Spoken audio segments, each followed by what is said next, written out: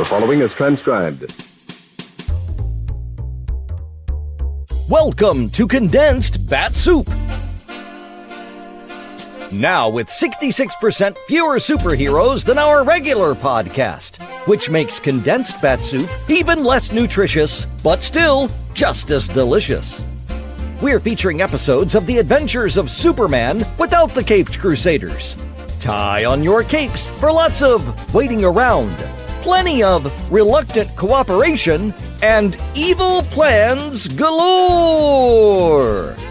In this edition of Condensed Bat-Supe, things are heating up in Metropolis, but hopefully Superman can keep the lid from blowing off. It's Chapter 9 of The Knights of the White Carnation, as originally broadcast on March 10th, 1947.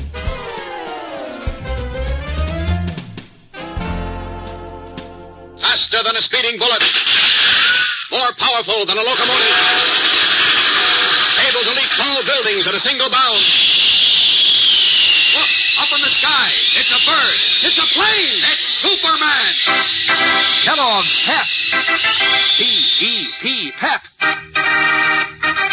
Kellogg's Pep, the Sunshine Cereal, presents The Adventures of Superman.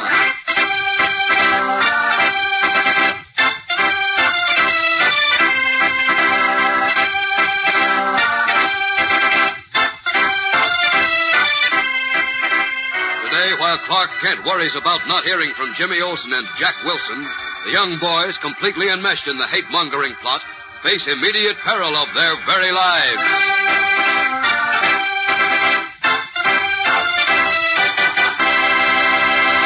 Hello there, gang. This is your pal Dan McCullough. Say, did you ever check up and see whether the fellas or the girls in your crowd have collected the most different comic buttons from that exciting new series that now come in packages of Kellogg's Pep? Well, from what I've seen, both fellas and girls are mighty busy with their collections. And no wonder. Why, it's a heap of fun to get a brand new button whenever Mom opens a new package of Pep. Maybe it'll be Vitamin Flintheart, or Pat Patton, or Superman himself. And say, if it's a duplicate, well, that's even more fun, because then you can swap with one of your pals. And you know what the best part is? These 18 Pep comic buttons are so easy to get. You don't have to send in a single penny, not even a box top, and you can't buy them anywhere. But every time Mom opens a new package of Kellogg's Pep, there's your slick-looking comic button inside. And say, Pep gives you something else, too, a super delicious dish for breakfast. Yes, sir, Pep is called the Sunshine Cereal. It's loaded with catchy sunshine flavor, golden toasted and good. And Pep is on the beam with Sunshine Vitamin D, too. That good old vitamin that helps build strong bones and teeth. And Energy Vitamin B1. Yes, sir, Kellogg's Pep is sure a prize package any way you look at it. That's P-E-P, the Sunshine Cereal, Kellogg's Pep. And now the adventures of Superman. As you remember, agents for the hate-mongering Knights of the White Carnation beat up two star players of the Metropolis High School basketball team before a championship game. And then, when Metropolis lost, a professional gambler falsely testified that he had bribed the boys to throw the game. The next morning at school, the same group precipitated a riot against the accused players. But Cub reporter Jimmy Olsen and Jack Wilson, captain of the team, trailed the agitators. Pretending to agree with their hate-smearing tactics, Jim and Jack offered to help the bigots, and were told to be at a certain lunch wagon that evening when they would receive further instructions by telephone. After contacting Clark Kent, the two boys went to the lunch wagon. But to their dismay, the agents appeared in person and ordered them into a car. As we continue now, we find Kent in the office of District Attorney Frank Agnew. Listen. 10 minutes past 8, Mr. Agnew. We should have heard from the boys by now. Relax, Kent. They said they'd call us as soon as this agitator phoned them, didn't they? Yes, but he was supposed to ring them at 8 o'clock. Well, apparently he hasn't done so yet. It's my hunch he won't. Why not? Well, I don't know exactly. Look, Kent, do you really think there's a hate gang involved in this mess? I certainly do. I believe they framed the two basketball players and murdered Charles Canfield, the millionaire, to keep him from exposing their subversive, un-American activities. If you're right, those fellows are very clever, because they fooled me and they fooled Inspector Henderson and the whole police department. They are clever. Oh, why doesn't Jim call? Relax, will you, Kent? It's only 8:12. How can I relax when I know that those hate peddlers are more dangerous than rattlesnakes? I know, but the boys are in no great danger. I'm sure of that. Well, I'll wait just a few minutes more. If we don't hear from Jim by then, I'm going out to that lunch wagon.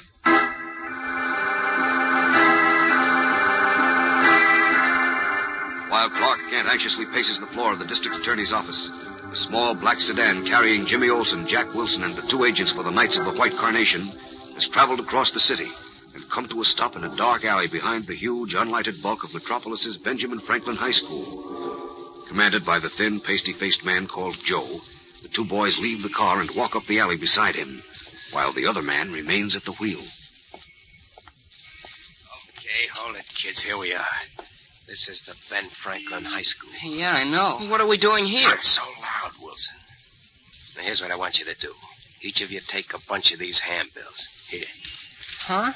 What are these? I told you, handbills, like the ones I passed out of Metropolis High this morning. Oh. These are gummed on the back, see? And I want you boys to paste them up in the halls on the students' lockers. Every place where all the kids can see them when they come to school tomorrow. You mean inside the school? That's right, Jim. Uh-oh. But what's the idea? Just this. To get the real American kids sore at the foreigner kids so that they'll get to fighting each other, see? Jeepers. Then maybe I can work up a good riot here tomorrow like I did at your school this morning. But gee whiz. But what, Wilson? Oh, nothing. Look, don't you want to see the dirty little foreigners get kicked around and maybe get so scared they'll quit school? Yeah, Shut sure. up, Jim. Well, what, Wilson? You getting chicken-hearted? No. Or were you trying to put something over when you said you wanted to play ball with us? Now, wait. Don't get us wrong, Joe. It's just that you told us we were going to get back at the guys on our basketball team for throwing the championship game, see? So this... Yeah, that's it. This isn't exactly what we were expecting to do. I see. It doesn't hit right at those foreign kids on our team. Sure it does. These handbills tell how Pulaski and Rizzuti and Kaplan and Kelly threw the game. And they show that no foreigners can be trusted. You get it? Oh, yeah, sure, but just the same... You see, we want to get all the kids in Metropolis so sore they'll turn on every kid with a name like Pulaski or Rizzuti or Kaplan or Kelly. Then when that happens, your basketball players will be run out of school. Or worse. Jeepers. Yeah. I get it, all right. Okay, now as soon as I get this handkerchief wrapped around my hand, I'll break a window and let you into the school. Yeah. All set now. Here it goes. Gosh, Jim, what'll we do? I don't know yet, Jack. Keep your fingers crossed. Maybe we should run for it. No, we wouldn't have a chance. But we can't go through with this. No, but we gotta make it look like we are. But Jim... Okay, come here, kids, and hurry. Now, here's a flashlight. Now, climb inside and start pasting up those handbills. Look, Joe, suppose somebody hears us. There's nobody in the place to hear you. But what if somebody shows up? At night, no. But if anybody does, I'll be right out here with Fargo. We'll take care of any nosy guys. Go on, I'll get going. Well, okay. Come on, Jack. Yeah. All right, Jim. Remember, do a good job or you'll be a couple of sorry kids. I don't like the way he said that, Jim. Neither do I. Oh, boy, are we in a spot. If only he'd phoned us at the lunch wagon like he said he would, so we'd have had a chance to call Mr. Kent. Maybe he figured we might do something like that, so he wasn't taking any chances. Yeah, maybe. Look, Jim, you're not figuring to paste up those dirty handbills like he said, are you? Are you kidding? Of course not. Then how do we get out of this mess? I don't know. Yes, I've got to think. Wait.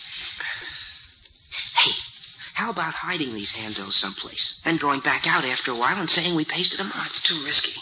Joe might decide he wants a look at the job. If he sees we double-crossed him, it'll be too bad. Yeah, that's right. Wait, I've got it, Jack. Come on. Huh? Where are you going, Jack? To the principal's office. The principal's office? What for? Well, there must be a phone in there. A phone? Oh, you mean... Uh-huh. We'll call Mr. Kent at the DA's office, tell him where we are, and then we'll get busy slapping up these handbills until he and the police get out here. We can tear them down later. Boy, that's a swell idea. Wait, what are you stopping for? First, we've got to find the principal's office. Where'll I throw the light around? There it is, right across the corridor. Yeah, come on. Oh, boy, if only this works. It's got to. Yeah, it's our only chance to trap those hate murderers, and here we are. Oh, gosh, I just thought of something. What? What if this door is locked? Oh, brother. Well, there's only one way to find out. Here goes. It's open. Yeah, there's the phone on the desk. Come on, Jack. Keep your fingers crossed, but hard.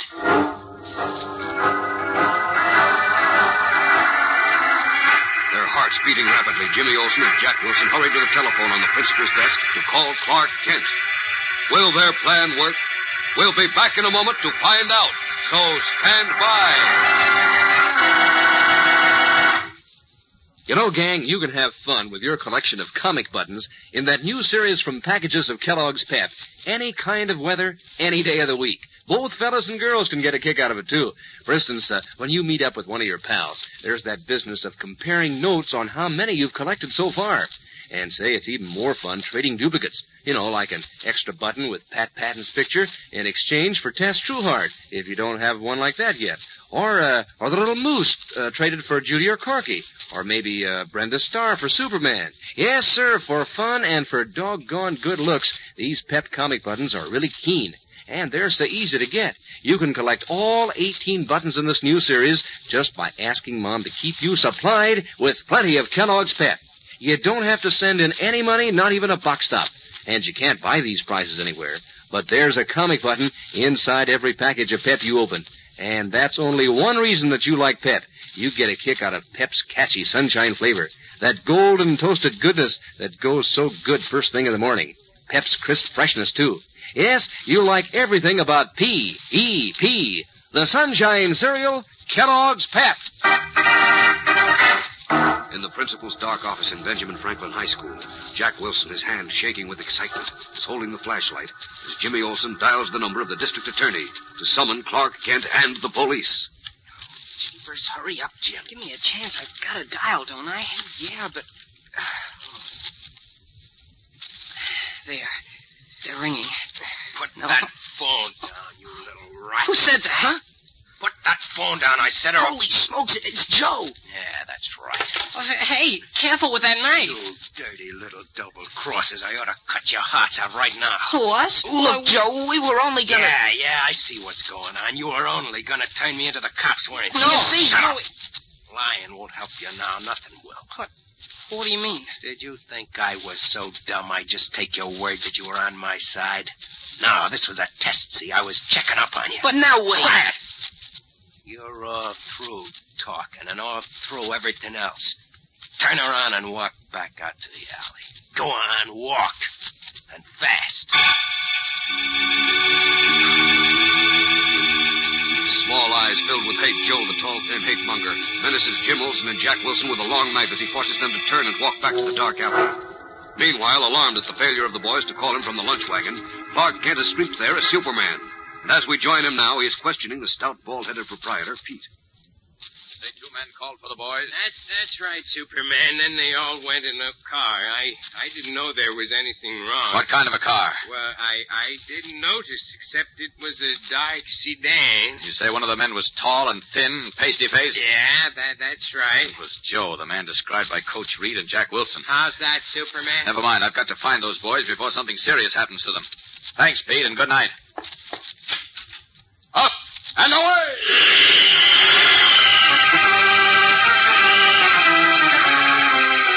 Leaping high from the little lunch wagon, Superman streaks away through the night skies to begin a desperate search for Jimmy Olsen and Jack Wilson.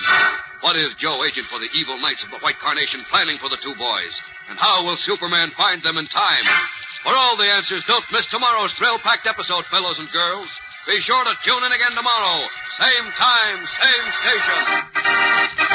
And remember, for breakfast, it's Kellogg's Pep. For excitement, the adventures of Superman.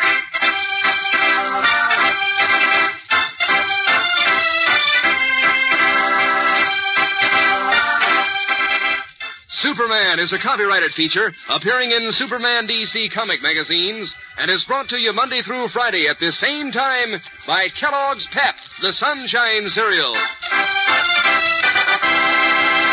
Say, gang, you know how crisp Kellogg's Rice Krispies are? So crisp they snap, crackle, and pop in milk. Sure, that's their song of crispness. Means that those golden bubbles of oven-popped rice are crisp as crisp can be. whenever you see those famous little elves, Snap, Crackle, and Pop, in cartoons or on the Rice Krispies package, think of how light and delicate and crisp this grand breakfast dish is. Tomorrow morning, ask Mom for the one and only Snap, Crackle, and Pop cereal, Kellogg's Rice Krispies. And be sure to be with us tomorrow for the thrilling adventures of Superman. This is the Mutual Broadcasting System. And now, faster than a speeding bullet, Condensed Bat-Supe proudly presents Chapter 10 of The Knights of the White Carnation, as originally broadcast on March 11th, 1947. Faster than a speeding bullet. More powerful than a locomotive. Able to leap tall buildings at a single bound. Look, up in the sky. It's a bird. It's a plane. It's Superman. Kellogg's Pep. P-E-P, Pep. Kellogg's Pep, the Sunshine Cereal, presents The Adventures of Superman.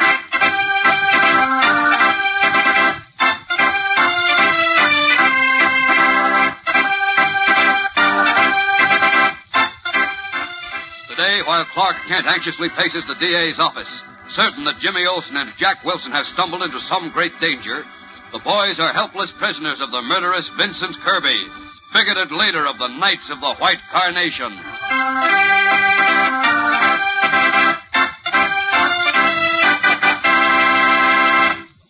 Hello there, gang. This is your pal Dan McCullough. You know, it's something like a picture gallery, a collection of those comic buttons in that new series from packages of Kellogg's Pep. Because every one of those 18 characters is really famous. Take Vitamin Flintheart, for instance. You've followed his adventures for years and years. And Brenda Starr. Everybody knows how pretty she is. And Superman himself. And all the wonderful things he does. So it's a real thrill to wear those comic buttons pinned on your jacket or your dress or cap. Not to mention that they're so keen-looking and bright. And here's a load of fun to swap duplicates with your pals. And it's fun to get a new comic button every time Mom opens a new package of Kellogg's Pep. That's the only way you can get these prizes, you know. You don't send in any money, not even a box top. And you can't buy them anywhere. But you get a comic button in each package of Kellogg's Pep you open. That's Pep, the Sunshine Cereal. Pep, the golden toasted whole wheat flakes with a catchy sunshine flavor. Pep, the crisp, fresh breakfast cereal that's so good for you with its added energy vitamin B1 and sunshine vitamin D. Yes, sir, gang. Mom's mighty glad to have you eat lots of P-E-P. The Sunshine Cereal, Kellogg's Pep. And now the adventures of Superman. In a malicious attempt to spread intolerance among Metropolis youngsters, the hate-mongering Knights of the White Carnation manufactured evidence that led to the arrest of 2 high school athletes on the charge of throwing a basketball game. Then, when Cub reporter Jimmy Olsen and Jack Wilson, captain of the team, stumbled on the trail of an agent for the hate organization, they offered to work for him in order to obtain evidence against the bigots. That night, the agent, known to them only as Joe, took them to another high school, where he ordered them to break in and paste up vicious race-smearing handbills.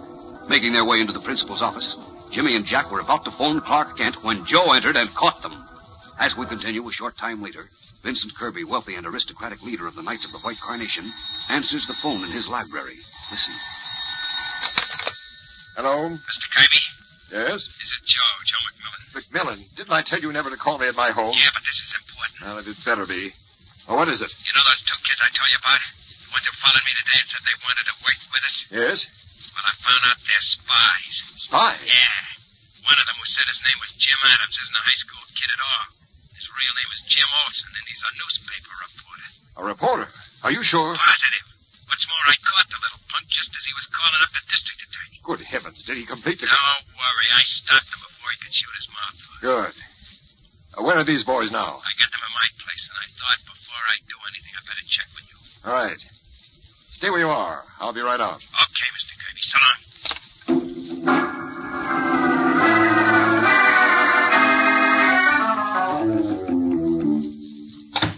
Here's one of them, Mr. K. Which one is this, Joe? This is Jim Olsen, a reporter for the Daily Planet. How do you know? He had his wallet on him with his identification and press card. Look, who are you? What's the idea of wearing a mask? You afraid I'll recognize... I'll ask the questions. Now, why did you pose as a high school student and say your name was Adams? What are you trying to find out? As if you didn't know. Answer me. My answer is you better let Jack and me go. Oh, let go of my arm. Talk fast and answer the questions, kid, or I'll break your Oh, arm. let go. Ow. Well, Olsen? You gonna talk? Dirty cowards, if I was just a little bigger. Never mind, talk. Okay, let go. I just as well know we're on to what you're up to. Really? This should be interesting. Go on, Olsen. Tell us what made you stick your foolish young neck out. Well, I used to go to Metropolis High School. Cass Pulaski and Tony Rizzuti, the two boys who were arrested for throwing the championship basketball game the other night, are friends of mine. Oh, they are, Quiet, Joe. Go on, Olsen. I was sure they didn't throw the game, and the gambler who testified he bribed them was lying. I couldn't figure out why he was framing Tony and Cass. Until this morning. So? And what did you discover this morning, Olsen? Well, when I found out that your boy Joe here was around the school passing out pamphlets that smeared Tony and Cass and generally stirring up the students against all others who happen to have foreign-sounding names, I knew then what was cooking. You did, huh? Yeah, because I've seen hate-mongers work before. And when I told Mr. another Planet reporter about it, we figured out right away that some dirty hate-mongers had framed Cass and Tony in order to spread race prejudice among the school kids. Indeed. You're a real bright boy, ain't you? Well, Now, wait, Joe. So you and Mr. Clark Kent figured all this out, huh? I presume you mean Clark Kent. Huh? Oh, no, wait, I didn't say anything I know. And I'm reasonably sure you were referring to Mr. Kent because he's made a nuisance of himself before. No, wait. Mr. Kent didn't have anything to do with this, I tell you. It was all my idea. We'll get to him later. Put Olsen back in the other room with the Wilson boy, Joe. Tell Fargo to watch them. Then come back here. Okay. Come on. No, wait.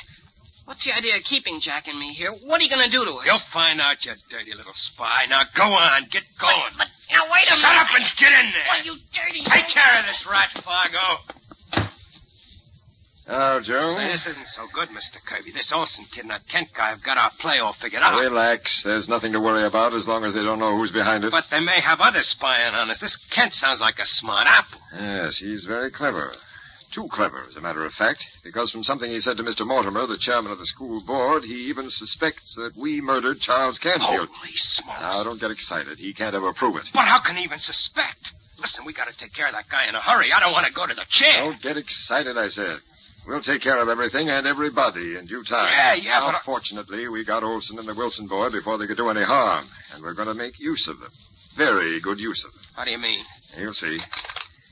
First, I'm going to call up Clark Kent. Kent? What are you calling him for? For a very good reason, Joe. But you don't Be quiet a minute. Is Clark Kent there, please?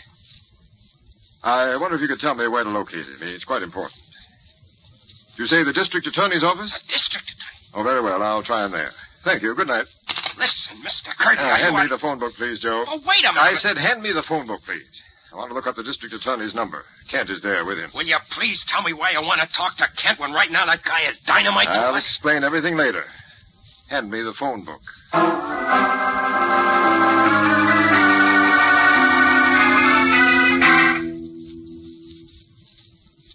I'm worried about Jim Olsen and the Wilson boy, Mr. Agnew. Why, Kent? Well, because I'm afraid that man Joe is suspicious of the boys, which is why he called for them personally instead of phoning them as he said he would. Now, look, Kent, according to Olsen's story, Joe said he had a job for them, didn't he? Well, yes, but... Well, when they've done the job, whatever it is, then we'll hear from them. Now, that worries me, too. What if he Wait a don't... minute. There's my phone. District Attorney's office. Agnew speaking. Hello, is Clark Kent there, please? Yes, just a minute. For you, Kent. For me? Yeah. Here. Oh, thanks. Clark Kent speaking. Mr. Kent, my name is Davis. Yes, Mr. Davis? Two boys were just at my store. They wanted to use the telephone, but both booths were occupied. Oh? Then one of them said his name was Jim Olsen. Jim Olsen. What about Jim, Kent? Wait, Mr. Agnew. Olsen said that he and his friend were in a great hurry and asked me to do him a big favor. Yes, Mr. Davis, go on. Well, he asked if I would call you at the district attorney's office and tell you that he and Jack were all right. Oh? And not to worry if you didn't hear from them tonight. That they had a hot lead on the basketball frame-up and were following it. What? Listen, Mr. Davis, where are you located? Oh, yes. They also asked if you would phone their mothers and tell them not to worry. I think that's all. Good night. Wait a minute. Where's your store, Mr. Davis? Hello? Hello, Mr. Davis? Hello? What is it, Kent? Hello? Oh, he hung up. Will you please tell me who that was? And what about Jim and Jack Wilson? It was a fellow named Davis who said Jim and Jack had just been in his store, and since both phone booths were occupied, Jim left after asking him to call me here and tell us not to worry. That he and Jack were following up a hot lead on the basketball frame-up. Oh, where is this fellow Davis? That's what I was trying to find out, but he hung up without answering. Probably in a hurry.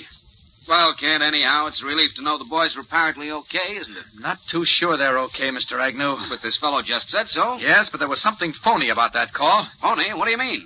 Well, Jim wouldn't go off on his own again that way after I gave him strict orders not to. And my hunch says that he and Jack Wilson are in trouble. Real serious trouble.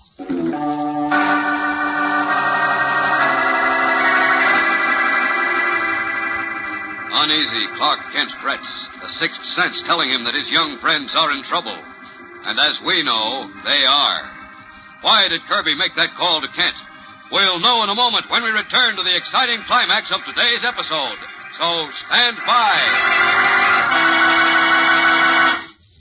You know, every once in a while, it's a good idea to take stock of your collection of comic buttons in that new series from Packages of Kellogg's Pep and see just exactly how you're coming along.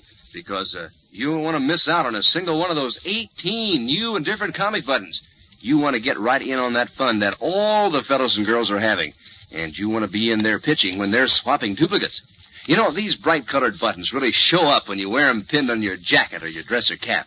They're pictures of your favorite comic strip characters like Cindy and Spud and Superman himself.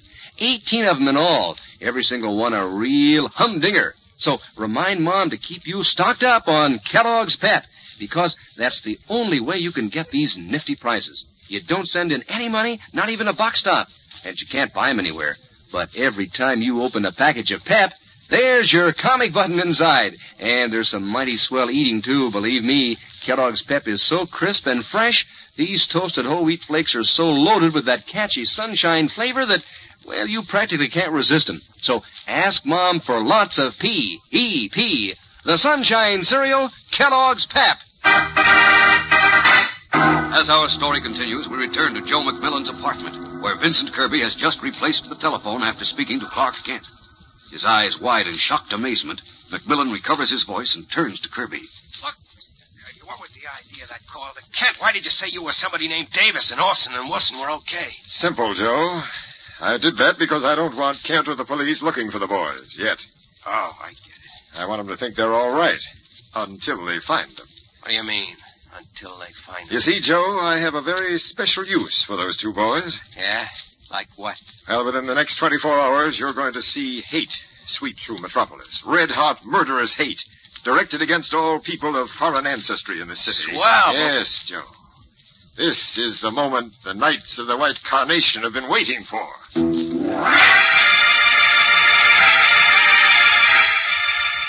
His cold, aristocratic face reflecting maniacal cruelty, Vincent Kirby, leader of the un-American Knights of the White Carnation, contemplates with evil pleasure the wave of falsely inspired hatred, which he plans to make run like red fire through Metropolis within the next 24 hours. What is the murderous Kirby's plan? And how will Superman, who only suspects that Jimmy Olsen and Jack Wilson are in danger, find and save them and prevent the hate mongers from starting a race riot based, as always, on a pyramid of lies? Tomorrow's episode is packed with thrills and suspenseful excitement, gang, so don't miss a minute of it. Be sure to tune in again tomorrow. Same time, same station. And remember, for breakfast, it's Kellogg's Pep. For excitement, the adventures of Superman.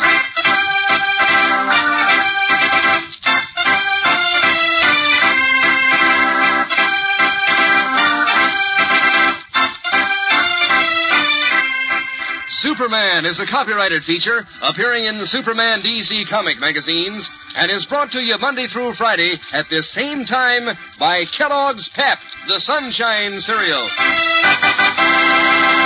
Snap, crackle, pop. Hey, that's a swell song to hear at the breakfast table, isn't it, gang? Means your bowl of Kellogg's Rice Krispies is crisp as crisp can be. Means doggone good eating. Why, these golden bubbles of oven-puffed rice are so fresh and crisp, they snap, crackle, and pop when you pour on milk. That's why those famous little elves named Snap, Crackle, and Pop are around so much these days in cartoons and on the Rice Krispies package to remind you to ask Mom for the one and only Snap, Crackle, and Pop cereal, Kellogg's Rice Krispies. And be sure to be with us tomorrow for the thrilling adventures of Superman. This is the Mutual Broadcasting System. It's time for a Condensed Bat-Supe Extra Helping, because those aliens ain't gonna hunt themselves. This time, intrepid agent Steve Mitchell is heading to Ecuador so he can figure out what all those strange lights in the sky mean. That's right, he's there to investigate flying saucers in this episode of Dangerous Assignment, as originally broadcast on April 17th, 1950.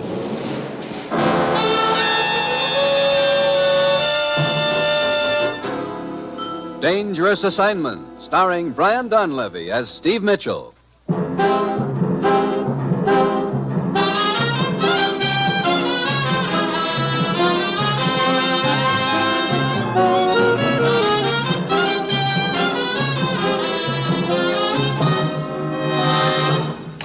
Morning, Commissioner. Steve?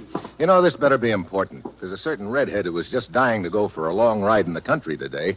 Now I can't even give her a chance to walk back. This is important, Steve. Ever hear of the Triangle Airline? No. It's an American charter outfit owned by a man named Kovac. They fly cargo across the northern part of South America, from Ecuador to Brazil. The last 10 days, 3 of their planes have disappeared over the jungles, vanished without a trace.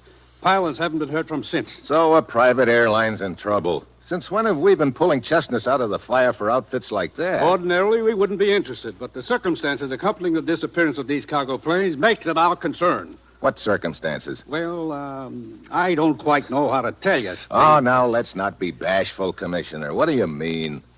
Flying saucers. What did you say? You heard me, flying saucers. Commissioner, I'm a pretty patient guy.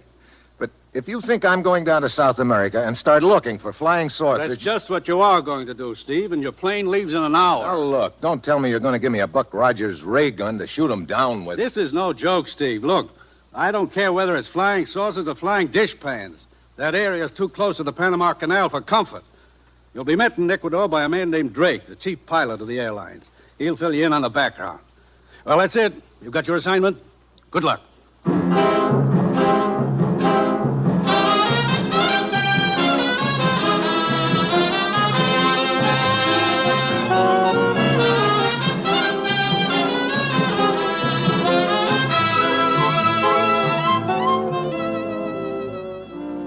The National Broadcasting Company is proud to present Dangerous Assignment, starring Brian Donlevy as Steve Mitchell, colorful, two-fisted government agent. At all those places of the world where danger and intrigue walk hand in hand, there you will find Steve Mitchell on another Dangerous Assignment.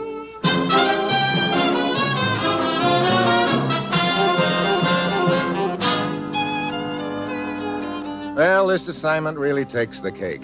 I've had my share of screw-loose jobs, but flying saucers yet. It's Wednesday night when I get to Ecuador. Drake, the chief pilot of Triangle Airlines, is waiting for me at the airport. He bustles me into the co-pilot seat of one of their cargo ships, and we take off and head east. It's about a 2-hour hop to Santa Rosa, Mitchell. You should be there about midnight. What's at Santa Rosa? One of our fields. Kovac, the owner, is waiting there for you. You do most of your flying at night around here, Drake, huh? All of it. Less turbulence over these mountains. You a flyer, too? Oh, now and then. Too bad you're not looking for a job. If this monkey business keeps up, I'm going to be fresh out of pilots. Just what has been going on? You tell me. It's happened 3 times now. Radio flash from the pilot about seeing flying saucers. Then the radio goes dead, and the plane's never heard of again. You searched the jungle near the route for the planes? From the air. The country's too rugged for a ground search. Hey, what was that? Mitchell, look outside. All those lights. Yeah. Hey, they look like rings or discs swirling around. They're right alongside of us. I'm going to go back aft in the plane. Maybe I can get a better look at them. Mitchell! Drake, what is it? What's the matter? Drake! The Drake just grabs at his chest and slumps over. The plane starts into a dive. I jump back into my seat and try to level it out. I remember noticing Drake had been flying a heading of 95 degrees, so I hold it there. By the time I can look outside again, the whirling things are gone. I reach for the radio. T3 calling Santa Rosa Tower. T3 calling Santa Rosa Tower. Over. Santa Rosa Tower to T3. Go ahead. T3 to Santa Rosa. This is Steve Mitchell. Keep in touch with me. I've got to bring this bucket of bolts in, and I don't know anything about the route or the field. Over. Santa Rosa to T3. What happened to Drake, Mitchell? Over. I'll tell you about it when I get there. And right now, that's what concerns me. Over. Stay on 95 degrees. If you're on schedule, you'll be over the field in an hour. Your course follows a valley. You'll know it if you get off it all right. There's a high mountain range on each side. Over. Thanks a lot for the pleasant thought. I'll see you in about an hour. I hope. Over and out.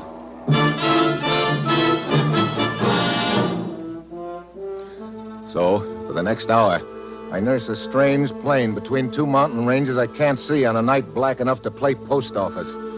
All the while, I'm trying to convince myself I didn't see what I know I did. Drake is still unconscious, but he stirs a little now and then. Finally, I pick out the lights of Santa Rosa Airfield and manage to bring the ship in okay. Mitchell? Yeah? I'm George, Kovac's nephew. Yeah? I was talking to you on the radio. Oh. Sure glad you made it okay. You're glad. Come on, give me a hand with Drake here. Okay. Hey, he's coming out of it. Drake. Drake. What? Oh, my chest. What happened to you, Drake? I don't know. Right after we saw those things, I suddenly felt like I'd been kicked in the chest by a mule. That's all I can remember. But there's not a mark on you. Yeah, great. Flying saucers aren't enough. Now we've got invisible rays. Well, why didn't it hit you too, Mitchell? I don't know. Wait. I just started aft when it happened. Guess it's a good thing for you you did. Yeah. Come on, George. We'll get Drake taken care of, and then we'll talk to your uncle.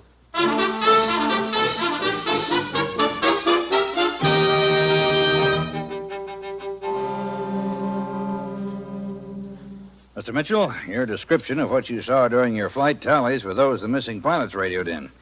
I tell you frankly, I'm on the ragged edge with this airline. I've lost 3 planes. One more and I'm ruined. Isn't your line insured, Mr. Kovac? Why, yes, but this is more than money. It's a matter of prestige. Look, Uncle Emil, if you'd taken my advice a month ago when the Van Horn Exporting Company wanted to buy you out... George, for the last time, I'll not tolerate any advice from you as to how to run my affairs. Sure, you stick your nose in all my affairs, but I'm not supposed to open my mouth where yours are concerned. If you don't keep a civil tongue in your head... Look, gentlemen, I don't want to stir up a hornet's nest between you, but what is this Van Horn Exporting Company? They ship crates of carved wooden statues regularly on our planes.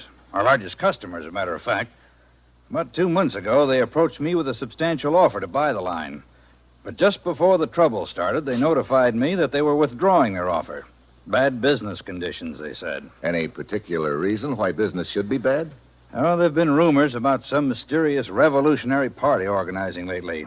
That sort of thing always has a bad effect on business in these countries. I see. Mitchell, what'll be your first step? Well, I think I'll pay a visit to the Van Horn Exporting Company in the morning.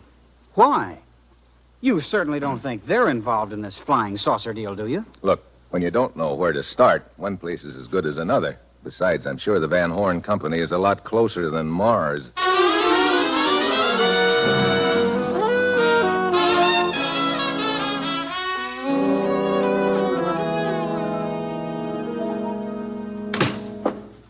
Yes, sir? This the office of the Van Horn Exporting Company? Yes, it is. Well, I'd like to talk to the boss. Is he around? Yes, I'm the boss, as you call it. Huh? You? I'm Herta Van Horn. Oh, well, looks like the company is in good hands. Thank you. What can I do for you, Mr. Mitchell. Steve Mitchell. Your company ships cargo pretty regularly with the Triangle Airlines. I have been, but if their present trouble continues, I think I will have to make other arrangements. You're down here to investigate that trouble, aren't you? I don't remember telling you that. One picks up things here and there. Yeah, I guess one does. A couple of months ago, you offered to buy the airline, didn't you? Yes, I did. But that was before the trouble started. Naturally, I'm not interested now. Well, according to my information, you withdrew your offer just before the trouble started. I see that you, too, pick up things here and there. Yes, I began to hear rumors about the formation of a revolutionary party. I decided it would be unwise to make a large investment under those conditions. I see. You know, that's the second time I've heard this rumor about a revolutionary party. Oh? What about it? Oh, nothing. Except it seems like a pretty convenient time to start that rumor circulating. I don't know what you're trying to prove, Steve, but I wish you luck. Thanks, Herta. Maybe meeting you has been luck. One never knows. I expect I will see you again. You expect right, Herta. And soon.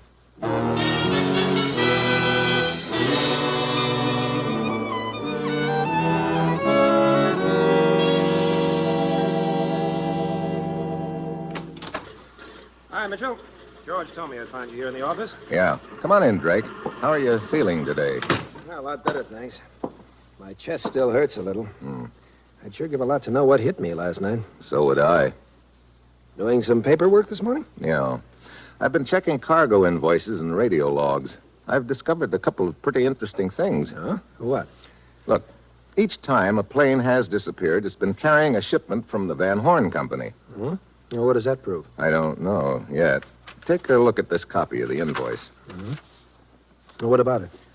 How many Van Horn crates are listed there? Let's see. 6. Yeah, but isn't that number a little smudged on this copy? Yeah, it looks like it. Who handles these invoices on this end? Well, sometimes Kovac and sometimes George. How big are those Van Horn crates? 5, 6 feet long. Now, what are you getting at, Mitchell? I'm not sure yet, but here's something else.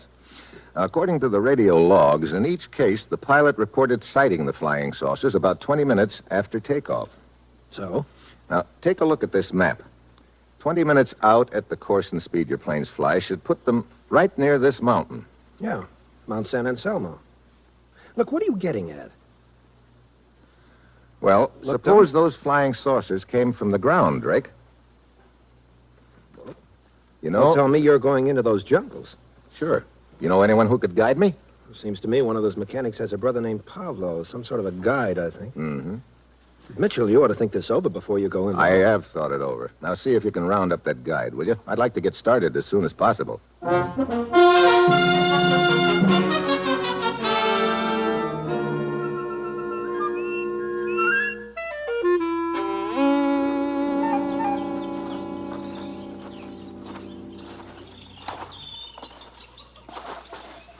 How far you figure we've come since we left the Jeep, Pablo? Well, at least 10 miles, senor.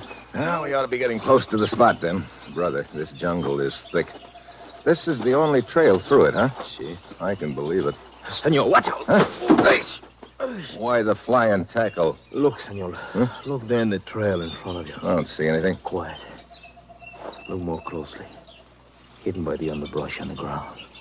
Yeah, I see it now. A rope noose spread over the trail. See, and over there, senor. See the tree which is bent almost double? Mm-hmm. Another step and we'd have been dangling from that tree like 2 apples. Come on, let's spring that trap. Quick. Pues, senor, you... Look, someone's obviously hiding around here, waiting to catch us dangling from that rope. Let's make him think he succeeded. Here's a dead branch beside the trail. Give me a hand with it. See. Got it? See. Okay. Stop here. The trigger is probably under that little pile of leaves, senor. Yeah, that's what I was thinking. Okay, we'll toss this branch on top of it and see what happens. You ready? See. Let her go. Look at that. The rope jerked that branch right up in the air. Now get down here beside the trail. Senor, I hear something. Yeah, so do I. Somebody coming through the underbrush. Okay. Let him get right on top of us, then we'll jump him. Now. Watch it, Pablo. He's got a gun. Yeah, but I have him a chance. No, hold it. Oh, great. Did something wrong, senor? No. He'd have done the same to us if we'd given him a chance. But I wanted to get some information from him. I will take a look. There is nothing in his pocket, senor, except this scrap of paper. Let me see it. See, here you are. La Posada, 8 o'clock. What's La Posada mean? That's the name of a bar in Santa Rosa. Mm-hmm. Sounds like he had a date. Okay, I'll keep the date for him. Maybe I can find out who's been going all out to kill me.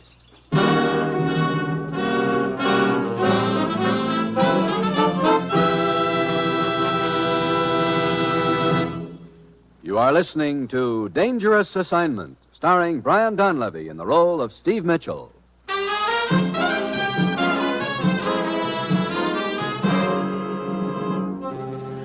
few minutes before 8 that night, I'm waiting in the shadows across the street from La Posada Bar. A car pulls up in front. Herta Van Horn is driving. A guy starts to get out, but Herta pulls him back for a minute. There's a long kiss, and he gets out and heads for the bar. Herta pulls away. As he opens the door, the light silhouettes him. It's Kovac's nephew, George. I wait for a few minutes, and then I saunter in after him.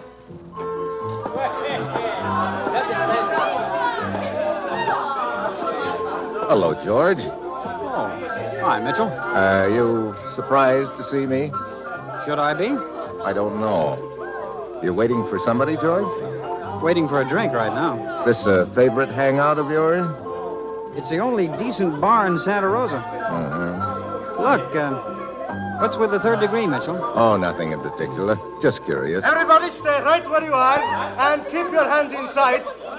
Hey, look at all the soldiers. What's the deal? Search me. You're under arrest, all of you. Everyone in this bar is under arrest. Arrest? Hey, look, who are you? Lieutenant Gonzalez of the military. Arrest for what? Look, Lieutenant. It will do you no good to argue. You will come quietly or be shot. Hey, what's going on around this joint? Oh, Drake. Well, looks like I'm about to get pinched. What's the beat? You know this man, Senor Drake? Oh, I certainly do, Lieutenant. Steve Mitchell. He's down here investigating the trouble we've been having on the airline. You better take a look at my credentials, Lieutenant. Here. I see. I'm sorry to have disturbed you, Senor Mitchell, but with the situation what it is, we cannot take chances. What situation? We have information that this bar is the headquarters for a revolutionary party. That is why we raided the place. You sure there's more to this revolutionary party than a rumor? Do you think that the military would act on a mere rumor? Maybe, if the rumor was convincing enough. Well, I'll see you around, Lieutenant. And Drake, thanks for the assist.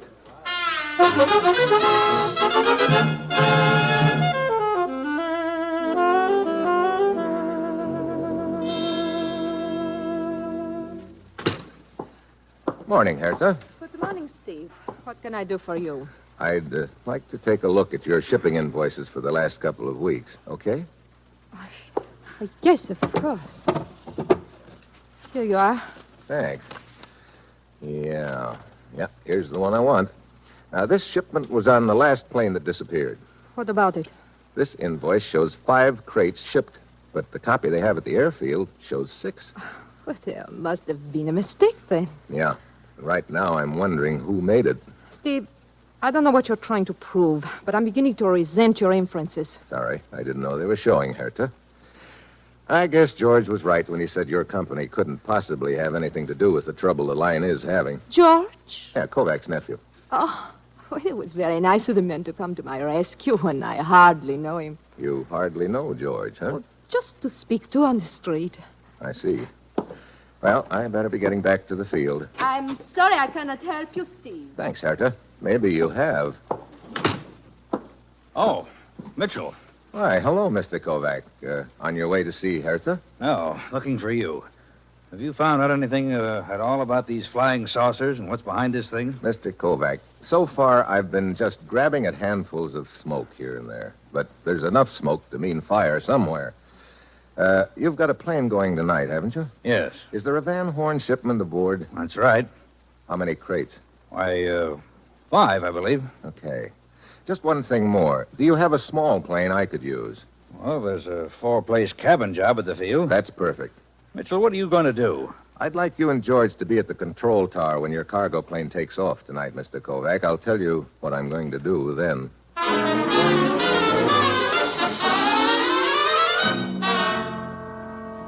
That night, I wait in the shadows near the airfield.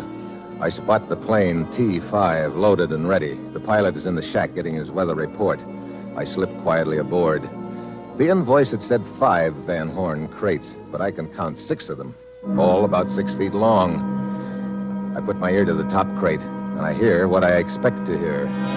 Then I freeze. Footsteps outside. There's a faint scrape of metal under the belly of the plane. The steps fade away. I get out, crawl under. I take a long look, and a lot of things suddenly fall into place.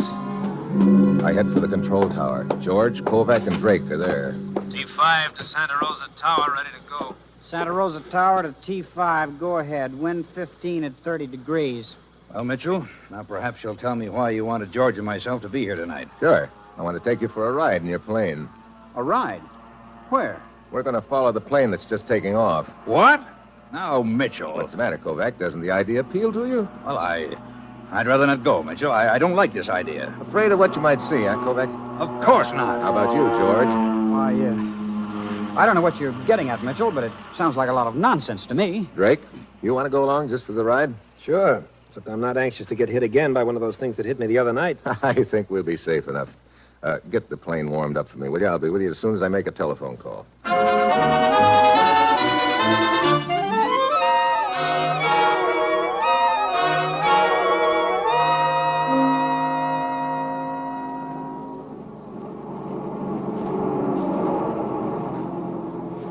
Aren't you going to radio the pilot that we're following him, Mitchell? No. You and George just sit back there and keep your eyes on that plane. I don't see what you're trying to prove, Mitchell. I think you will in a minute, George. How long since takeoff, Drake? Oh, about 19, 20 minutes. Want me to take over the controls? No, thanks. Mitchell, look at that plane below, all around it. Circles of whirling light. Mitchell, the flying saucers. Relax. Take 5 to Santa Rosa. Take 5 to Santa Rosa. It's all around me. Flashing lights and whirling things. Must be the flying saucers. That was the pilot reporting back. Flying saucers. Wait a minute. They seem to be coming from the plane itself. They are. From underneath the plane. What? Yeah, from a bracket attached to the belly. They're not flying saucers. They're just a glorified collection of fireworks. Fireworks? Hey, wait. That plane's turning left. But how can it fly at all? Something's happened to the pilot. He's the only one aboard. No, there's another guy aboard. He's probably doing the flying now. Where'd he come from? He climbed out of a crate. Hey, the plane is heading right for that mountain. It's climbing. We'll climb with it. Mitchell, what's behind all this? I don't know. Right now, I'm more interested in who's behind it. Kovac, you said you were pretty heavily insured, didn't you? Why, yes. What's that got to do with it? Did you inspect the cargo plane before it took off? I always do. You could have attached the fireworks to that bracket under the belly when you made your inspection, couldn't you? Are you insane? Why would I do a thing like that? Why, George here looked over the plane after I did. That's interesting. And George usually handles the invoices. He could have altered the number of crates on them. Look, Mitchell. Hey, we're right over the mountain now. And that plane is starting to lose altitude. Tell me, George, why did Herta Van Horn lie about the two of you? Keep your mouth shut, Mitchell. She said she barely knew you, but when I saw the two of you in our car outside La Posada Bar, your acquaintance seemed to be more than a nodding one. George, have you been seeing that woman again? I distinctly told you I would not Okay, tolerate... so it's out in the open now. Sure, I've been seeing her, and I intend to keep it up. I can't help it if you don't like her. I do. We'll discuss this later, George. Hey, look down there. Some faint lights. What? There's nothing but jungle there. Look again. That's a camouflage landing strip, and the cargo plane is landing. So that's what's been happening to my planes. What mountain is that we just came over? El Diablo. And the landing strip is right behind. Okay, we've seen enough. I'll radio back a report. Hand me that microphone, Mitchell. Drake! Look out, he's got a gun. I said hand me that microphone. Okay, Drake. You know, I kind of got to figuring it was you. As chief pilot, you were in a good spot to alter the invoices and get your stooges aboard the plane in crates. But why? Tune the radio to 4150 kilocycles, Mitchell. Okay. Yeah, you were the only one who knew I was going into the jungle, too, Drake. You arranged a little booby trap for me. You're also a good actor, faking that collapse you pulled on me in the plane. Shut up and keep tuning. Okay, you're on 4150 now. This is Drake. This is Drake. Leave the lights on. We're coming in behind the cargo plane. Stand by to receive some uninvited guests. Okay, Mitchell, go down and land. The first time you try anything smart, you'll get your head blown off.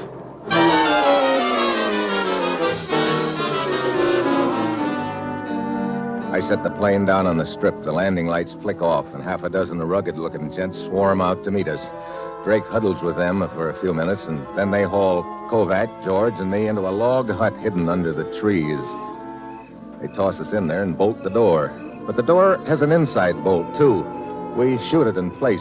We can't get out, but now they can't get in. Mitchell!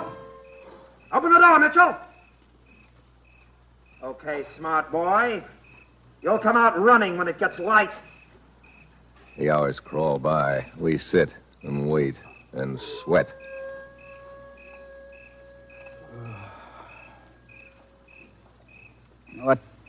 What time is it now, Mitchell? 5 a.m. I can't stand this waiting.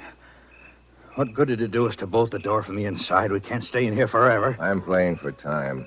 I've still got an ace up my sleeve, but we've got to stay alive until dawn to find out if it's any good. Well, don't look now, but I think Dawn's here. Huh? There's a crack of light under the door. Brother.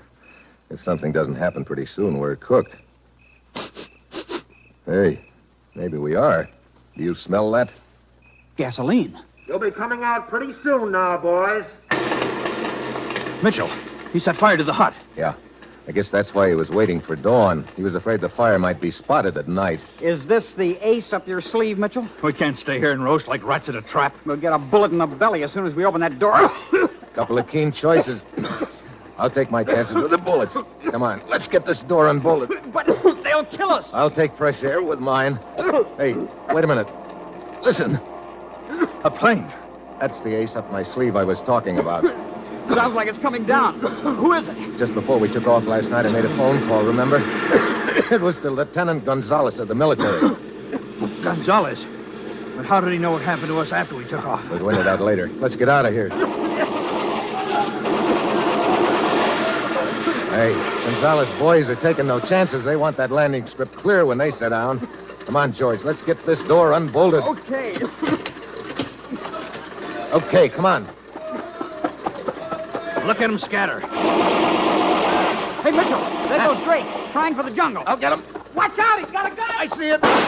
You can't run and shoot at the same time, Drake. Better make up your mind which. Okay, I'll shoot, Mitchell. Too late, Drake. Let go of me. He who hesitates is lost, you know. Mitchell, you okay? Yeah. How are Gonzalez and his boys doing? Well, they seem to be mopping up in a hurry. Mitchell, I still don't understand how Gonzalez found out.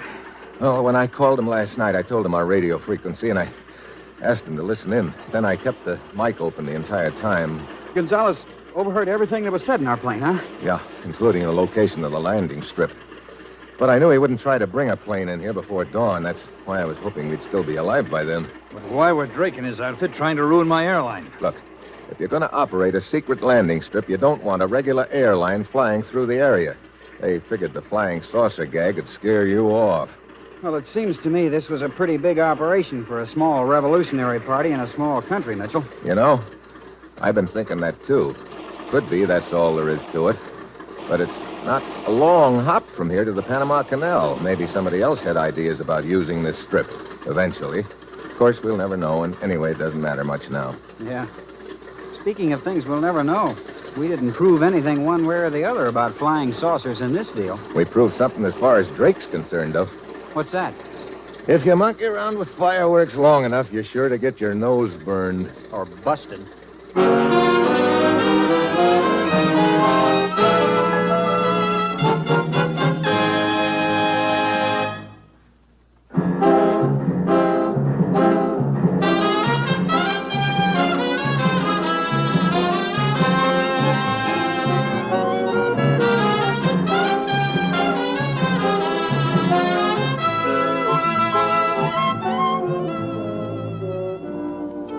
You have just heard another episode in the exciting new adventure series, Dangerous Assignment, starring Brian Donlevy in the role of Steve Mitchell. Dangerous Assignment is written by Bob Reif, with music by Bruce Ashley, and was directed tonight by Max Hutto. Be with us again next week at this time when Brian Donlevy, starring as Steve Mitchell, will embark on another Dangerous Assignment.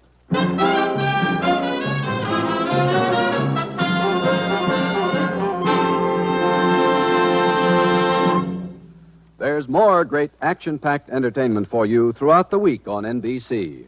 Other mystery adventure programs include such popular shows as Big Town, Dragnet, High Adventure, and Christopher London. Starring as Christopher London, you'll hear Glenn Ford in the swashbuckling role of a romantic, adventurous private investigator. On High Adventure, there's the utmost in thrilling drama to entertain adventure-minded listeners. Dragnet brings you in stark realism cases direct from official police files. And during Big Town, you'll hear crusading editor Steve Wilson fighting crime and viciousness. Join the millions of listeners who each week tune for thrill-packed high-tension drama on NBC, where mystery and adventure join together for top-flight entertainment.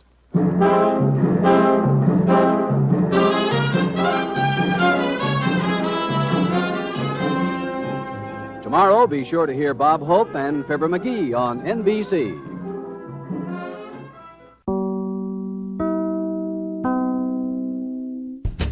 Well, that wraps up this episode of Condensed Bat-Supe and the next 2 chapters of The Knights of the White Carnation from the Adventures of Superman. Thank you for listening. Be sure to tell your friends to subscribe to Bat-Supe on their favorite podcatcher. We can also be found on YouTube and Facebook. We'll see you next time for another exciting edition of Condensed Bat-Supe as we bring you more of the Knights of the White Carnation and another fine extra helping. Until then, up and away! Truth is stranger than fiction, and this is the proof. This is Ripley's Believe It or Not.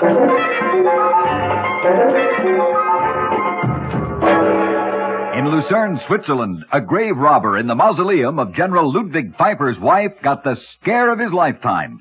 The general's wife, who had been interred in the mausoleum the night before, suddenly sat up in her coffin and screamed at him. The lady was still very much alive. Madame Pfeiffer, clad only in a shroud, walked all the way home and lived another 20 years. But she never smiled again. Believe it or not.